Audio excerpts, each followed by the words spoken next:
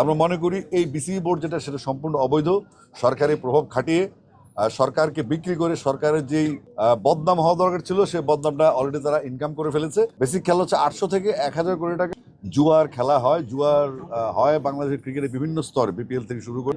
আমি দ্যাটথেন কন্টে বলতে চাই, আমিনুল ইসলাম বুলবুল এখনো বিসিবি প্রেসিডেন্ট, এবং এখানে যেটা হয়েছে সেটা একদম ডাকাতি হয়েছে মবের মাধ্যমে, কোন রকম আইন কানুনের তোয়াক্কা না করে। কারণ যেই তদন্ত কমিটি গঠন করেছিল ক্রীড়া পরিষদ, সেই তদন্ত কমিটির রিপোর্টে এই বিসিবি বোর্ড ছিল বৈধ, এবং পরবর্তীতে তারা একটা রোবারি করে এটাকে অবৈধ আখ্যা দিয়ে তারা কোনো রকম সরকারের প্রজ্ঞাপন ছাড়া তারা বিসিবি অফিস দখল করে ফেলেছে একটা মবের মাধ্যমে।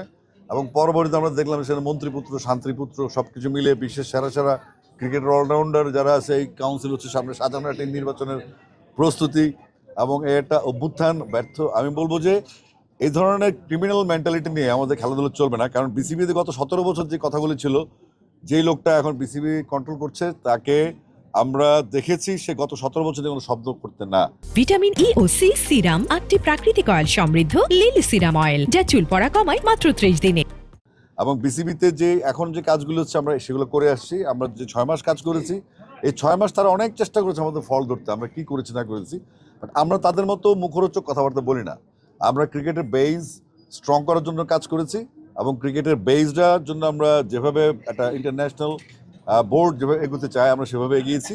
আমরা তৃণমূল পর্যায়ে কাজ করেছি, অনেকগুলো জেলা ভিজিট করেছি, আমরা প্রাইম ব্যাংক স্কুল করেছি, যেগুলা আরও অনেক ইভেন্ট আমরা করেছি এবং চলছে। একসময় তারা বলতো যে বাংলাদেশে জিম্বাবুয়ে ছাড়া খেলবে না, কেউ খেলবে না, কিন্তু তাদের কথাগুলো মিথ্যা প্রমাণিত হয়েছে। এবং আমি বিশ্বাস করি যে এই বোর্ডটা যেটা হচ্ছে সেটা হচ্ছে অতীতের কর্মকাণ্ডগুলি, তাদের যেই এই নাজমুল হাসান পাপনের সাথে সে দেখা করে আসছে ইংল্যান্ডে গিয়ে, এবং সে কয় তারিখ সে দেখা করে আসছে সেটা আমরা জানি।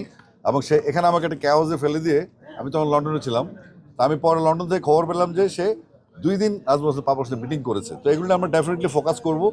এবং আমাদের যেহেতু আমরা এখন বিশ্বাস করি আমিনুল ইসলাম বুলবুল বাংলাদেশ ক্রিকেট বোর্ডের প্রেসিডেন্ট, এবং আমরা আজকে রিট করেছিলাম, সেই রিটেও আমরা খুব একটা ফলাফল পাইনি। কারণ হচ্ছে কোর্ট আমাদের কথা বলার সুযোগ দেয়নি। এখন কোর্ট নিয়ে কথা বলার জন্য আমাদের লয়ার আছেন, আর তিনি কথা বলেছেন ওখানে প্রেসের সাথে। আমরা মনে করি এই বিসিবি বোর্ড যেটা সেটা সম্পূর্ণ অবৈধ, সরকারি প্রভাব খাটিয়ে সরকারকে বিক্রি করে সরকারের যেই বদনাম হওয়া দরকার ছিল সেই বদনামটা অলরেডি তারা ইনকাম করে ফেলেছে।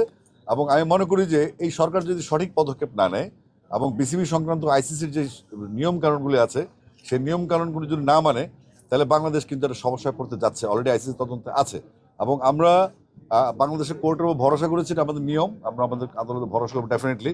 পাশাপাশি আমরা আইসিসি কমপ্লেন করেছি, এবং আমরা ইন্টারন্যাশনাল স্পোর্টস কোর্ট যেখানে আছে সেখানে আমরা অলরেডি অ্যাপ্লাই করেছি, আমাদের কাজ হচ্ছে। তো আমরা চাইবো যে বাংলাদেশ ক্রিকেট বোর্ডের এই 17 বছরের পাপ ধামাচাপা দেওয়ার জন্য এই বোর্ড বসছে। এবং ক্রিকেটে ইনফ্যাক্ট যে আপনারা অনেকেই ভাববেন যে ক্রিকেটে 1400 কোটি টাকা আছে, ক্রিকেটের আমাদের বিসিবি মূল সম্পদের পরিমাণ 4200 কোটি টাকার, 4200 কোটি টাকার সম্পদ আছে আমাদের। কিন্তু এই টাকাটা মূল ব্যাপার না। এই টাকাটার খেলে বিসিবিতে যেটা চলে সেটা ফিক্সিং, জুয়া চলে, এবং এই জুয়াটা আমরা আটকেছি 82%। এবং এই জুয়াটাকে তারা, আপনি যদি মনে করেন যে বিসিবির টাকা খরচ করছে, এটা জাস্ট আই ওয়াশ। বেসিক খেলা হচ্ছে 800 থেকে 1000 কোটি টাকার জুয়ার খেলা হয়। জুয়ার হয় বাংলাদেশের ক্রিকেটের বিভিন্ন স্তরে, বিপিএল থেকে শুরু করে, সেটা আমরা প্রোটেক্ট করেছি। এবং আমরা অনেক অনৈতিক কাজ যেগুলো বিসিবিতে হতো টিকিট নিয়ে, যেমন আপনার মনে করেন 1 কোটি টাকার টিকিটের হিসাবে পাওয়া যেত না, এরকম অনেক শত শত পয়েন্ট আমাদের কাছে আছে। আমরা আস্তে ধীরে এগুলো ব্রিফ করবো। তবে আমি আপাতত বিশ্বাস করি এবং বলতে চাই দ্যাটথেন কন্টে আমিনুল ইসলাম বুলবুল এখন বাংলাদেশ ক্রিকেট বোর্ডের সভাপতি, এবং এটা ফাইনাল। আর পরবর্তীতে কি হচ্ছে না হচ্ছে সেটা রাষ্ট্রীয় রোবারি। আমি রাষ্ট্রকে অনুরোধ করব জিনিসটা খুব সুন্দরভাবে দেখার জন্য। কারণ বিএনপি আমার একটা দল, যেটা জনগণের দল, জনমানুষের দল, এবং এটা মাগুরার মতো কোনো গল্প যেন না হয়, এখানে যেন কোনো রকম কেলেঙ্কারি না হয়। আমি মনে করো বিএনপির উচিত বাংলাদেশের প্রত্যেকটা ঘরে 1-2টা হলে ক্রিকেট ফ্যান আছে, সেখানে স্বচ্ছতা নিশ্চিত করা, এবং সরকারের ভাবমূর্তির জন্য তারা যথাযথ পদক্ষেপ নেবেন। আর আমরা তো আমাদের পদক্ষেপ নিচ্ছি। আপনাদের সবাইকে থ্যাংক ইউ।